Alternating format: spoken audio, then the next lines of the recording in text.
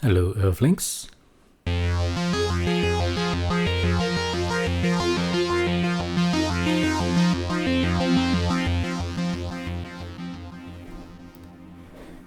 Today I wanted to show you how you can create your own fake delay and tell you about why this might be interesting for you.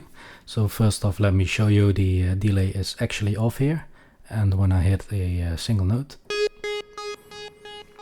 you can hear it sounds like a delay effect. So yeah, first let me tell you about why you might want to do this. So the first reason is because of the effect chain. So if you have a synthesizer like the multipoly here or one of the other Korg line, the effects are in a fixed position.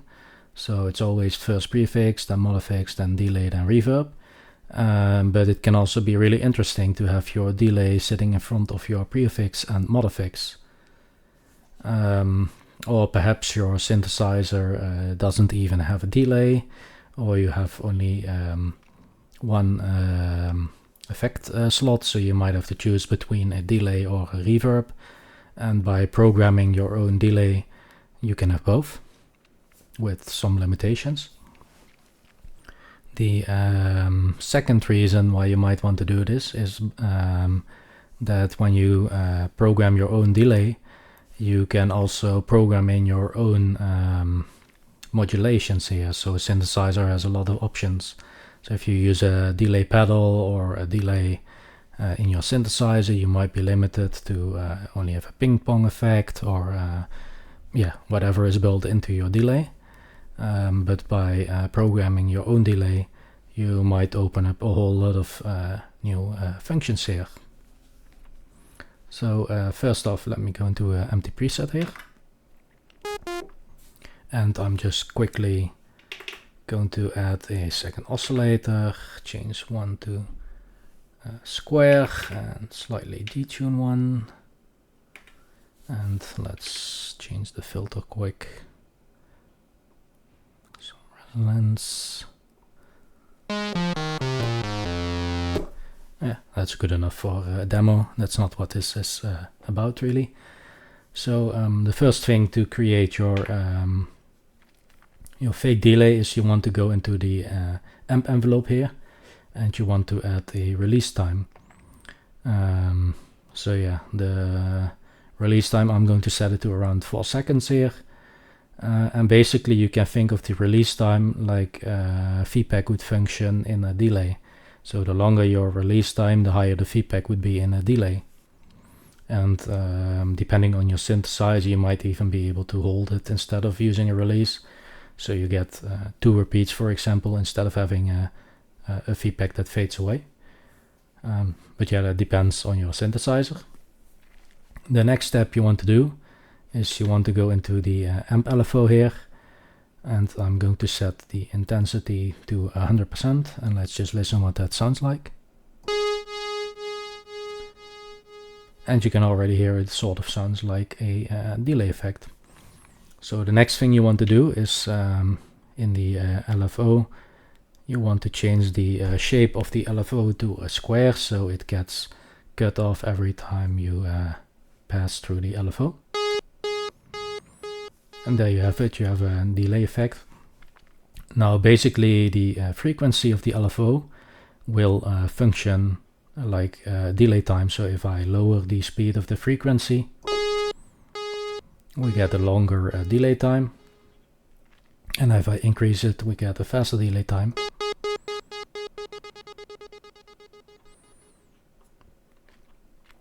Now I'm going to set my LFO speed here to just under the 3K. And the reason I do this is because I'm also going to use the arpeggiator. And the arpeggiator will be triggering just a little bit faster than the LFO. And let me show you why this is important. So when I hold a note, the LFO here will keep triggering up and down with the volume. So let me do that. I'm just holding a note here. And as you can hear, it was already triggering. But by using a arpeggiator here, and I'm going to change the speed So now it's just a little bit faster than the LFO here. And basically the arpeggiator will be re-triggering the note every time. And the LFO is triggering every time a note is triggered. So by triggering the note faster than the LFO is changing its shape in the square, you don't get the down phase where the volume is gone. So we get a continuous note when we hold the note now. And I found this was kind of funny because normally an arpeggiator will actually repeat a note for you. And in this case, it's actually a reverse effect where without the arpeggiator, you get the repeating note, and when you turn it on, it stops that. Unless you, of course, hold multiple notes. So yeah, depending on your synthesizer, there are also other ways that you could do this. For example, you could also program it in the sequencer here, or you could use other mod matrix solutions, so you don't have to use the arpeggiator. But yeah, this was the simplest way to do this. What you can also do is, it depends a little bit on your synthesizer, but what you could also do is you could control the LFO frequency speed with an envelope here. So on the multipolar here, for example, if I go to another envelope here, I can add a delay time before the envelope is triggered.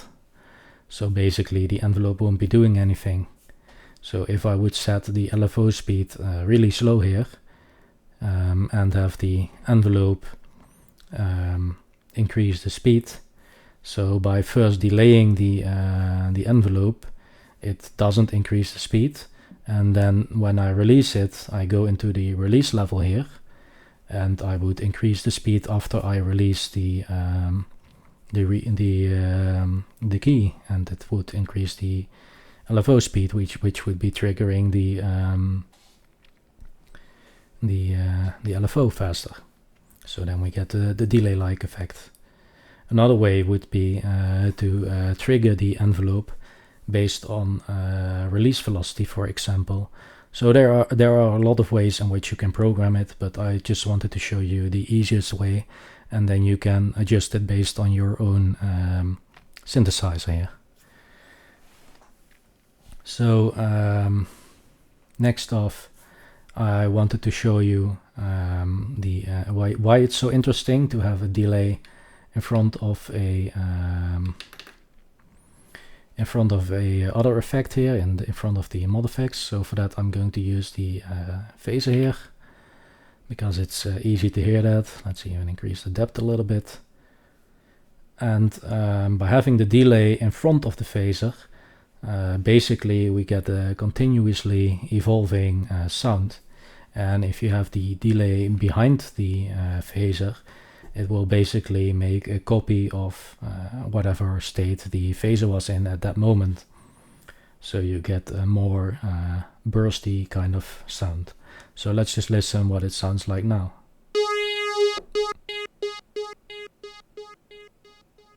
And as you can hear, the phaser will just continue on the repeated notes. So if you add a reverb to that, it will sound even nicer. So I'm just gonna add reverb here quickly. So now you get a big evolving continuous sound. The next thing I wanted to show you is with the mod modulations. So what I really like to do is to have a free running LFO to control the panning. So with a ping pong delay, you always have left, right, left, right, left, right, or the other way around. But personally, I really like the movement of having free running panning LFO. So for me to do that, I go into the amp here, go to panning, add modulation. Let's use filter B LFO. I'm going to set that to 100% here. And that's the wrong one.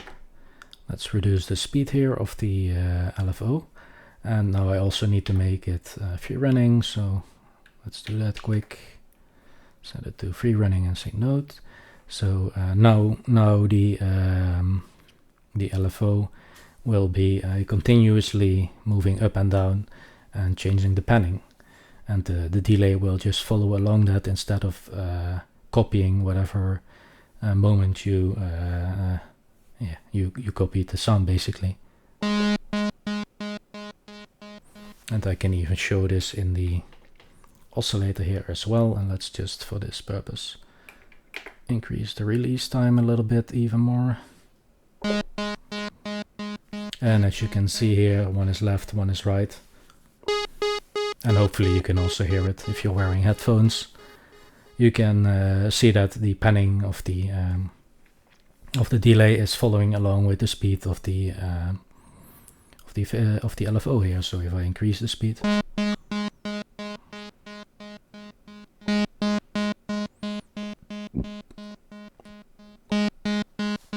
yeah, that's basically what the free running LFO is doing here. It will just continuously evolve your sound. So if I turn the effects on again, we basically get somewhat close to the sound you were hearing in the beginning of this tutorial.